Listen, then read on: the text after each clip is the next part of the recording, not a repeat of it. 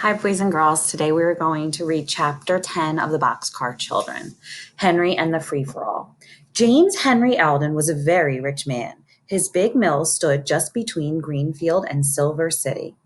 Now, J.H. Alden liked boys. He liked to see them running and jumping and playing. So each year, with three other rich men, he gave a field day to the town of Silver City, and even the mills were closed on field day. Every year, the boys were in training for the races. And not only the boys, but men also, thin and fat, and girls trained for field day. There were prizes for all kinds of races, running and swimming and jumping. But the best one was the foot race, called the free-for-all, because anyone could run in it. Mr. Alden gave a prize of $25 and a silver cup to the winner of the free-for-all. Sometimes a boy won the race and sometimes a girl. Once a fat man won it. On field day, Henry was cutting the grass for Dr. Moore. Suddenly, the doctor stopped his car in the street and called to Henry. "Hop in," he said. "Today is field day and I want you to see the races." Henry hopped in and the doctor started the car. "I'm sorry I can't go," said Dr. Moore, "and I want to know all about it. I want you to tell me who wins each race." Soon Henry found himself sitting on the bleachers. By and by, a small boy climbed up on the bleachers and sat beside him. Then the man called, "Free-for-all, come and get ready." "What is that?" asked Henry. "A free-for-all." "Don't you know?" asked the small boy. Didn't you see the one last year?" "No," said Henry. The boy laughed. "That was a funny one. There were two fat men in it and some girls and boys. The boy over there run it. You should have seen him. He ran so fast you could hardly see his legs at all." Henry looked at the winner of last year's race. He was smaller than Henry, but he was older. Suddenly, Henry stood up and quietly left the bleachers. He went to the other room where the boys were getting ready for the race. "Do you want to run in the race?" a man asked him. "Yes, I do," replied Henry. The man gave him some track clothes to put on. "Where did you train?" he asked. "I was never trained," said Henry. "These boys have been training all year," remarked the man. "Oh, I don't think I'll win," said Henry, "but I like to run. It's a lot of fun, you know." "So it is," says the man, "so it is."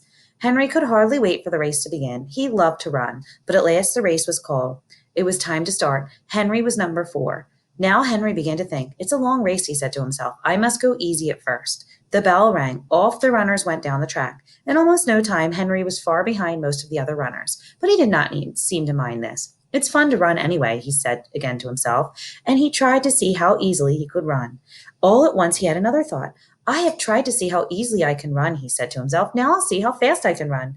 Then all the people began to see how fast Henry could run. He ran faster and faster, and soon he passed 2 girls ahead of him, and he passed a fat man and a little boy. There he is running.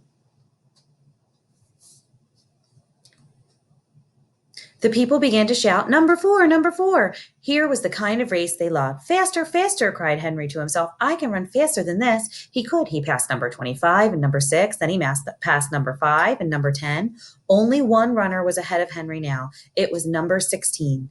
Then Henry began to think of winning the race. He knew how much the $25 prize could mean to Jessie and the rest of the children. "I'm going to win this race," he said to himself.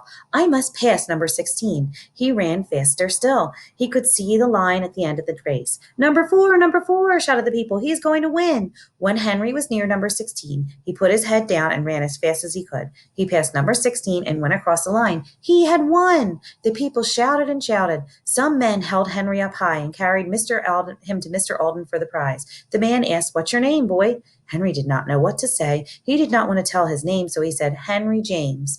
Now, this was Henry's name, but it was not all of his name. And at once the big sign said, "Henry James, number 4, winner of the free-for-all." "Here's the prize, Henry James," said Mr. Alden. "You can run well, my boy. I like to see you run." He gave Henry a silver cup and the $25, and then he shook hands with him. Just then Dr. Moore came up and climbed up in the bleachers, but Henry did not see him. The doctor laughed to himself as Henry James shook hands with James Henry. At last, Henry got away from the people and started back to Dr. Moore's. He had the $25 prize in his pocket. When Dr. Moore came home and found Henry cutting the grass, he laughed quietly to himself. "I just got home," said Henry. "I will tell you who won all the races." Dr. Moore did not tell Henry that he had been up in the bleachers. He let Henry tell him about the races. "And who won the free-for-all?" he asked. "I did," said Henry. "You did?" cried Dr. Moore. "Good for you. What are you going to do with all of the money?" "I'll give it to Jessie," said Henry. "Good," said the doctor again. When Henry arrived at the boxcar with the $25, he found dinner ready. Jessie had boiled the rest of the vegetables and put butter on top. The children began to eat, but hungry as they were, they stopped when Henry told them about the race and showed them the silver cup. They were so excited they couldn't eat. "You won the race, Henry?" cried Jessie, delighted. "Oh, I'm so glad." "You can run fast, Henry," said Benny, "and I'm glad you won the race too." He looked at the silver cup. "I said my name was Henry James," said Henry. "That's right," said Jessie. "So it is. You didn't have to change it." "Are we rich now, Henry?" asked Benny. "No, not very," said Henry, laughing. "By the way, I brought something for supper." Jessie looked in the bag. There were some fat brown potatoes in it. "Oh, I know how to cook these," cried Jessie happily. "They will be good. You just have to wait." "I can't wait," said Henry, laughing. Then he went back to work. After dinner, Benny played around with the dog. "Benny," Jessie said suddenly, as she hung her dish towels up to dry, "it's high time you learned how to read." "No," said Benny, "no school now." Jessie laughed. "No," she said, "you can't go to school, but I can help you. I wish I had a book." "I could make a book," said Violet. "We have all papers left from the bundles." "So we could," said Jessie, "but what could we use to make the words?" "We could use a burned stick out of the fire," said Violet. So Jessie put the end of a long stick in the fire and burned it black. Then she used the burned end to make words. "Won't Henry be glad when he finds that Benny can read?" cried Violet. Now, Benny did not want to learn to read, but he liked to watch the girls make a book.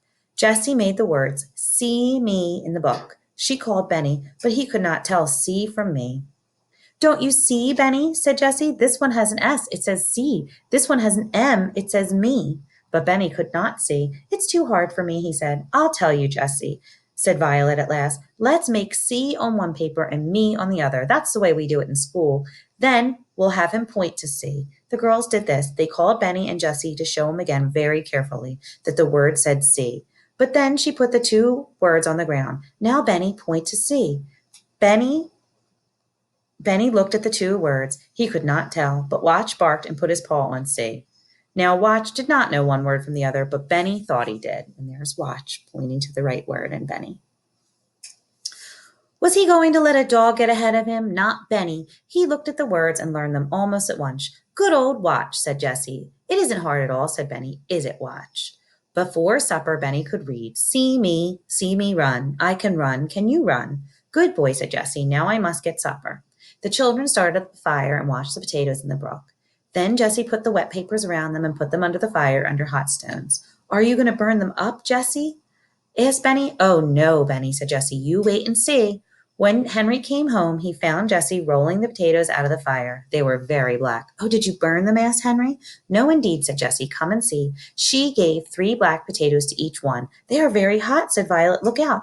"Open them," said Jessie, "and take out the potato with a spoon. Then put butter on top and some salt. I will get Benny's out." How are they?" "Oh," cried Benny, "they are delicious." "What did I tell you?" said Jessie. "Have some milk." "Milk and potatoes make a very good supper," said Henry. "I can read," remarked Benny. "What?" said Henry. "Yes, he can," said Violet. "He learned this afternoon. Go and get your book, Benny." Benny liked to read now. It's not hard. Watch can read too. "Oh, can he?" laughed Henry. "Let's see him." "Watch is too tired now," said Benny. "I will read to you." Benny read out of his new book. "Good old Benny," said Henry. "Come to bed now. You must be tired with all that work, and I am tired too." All right, and chapter 11 is called The Doctor Takes a Hand, and we will read that tomorrow.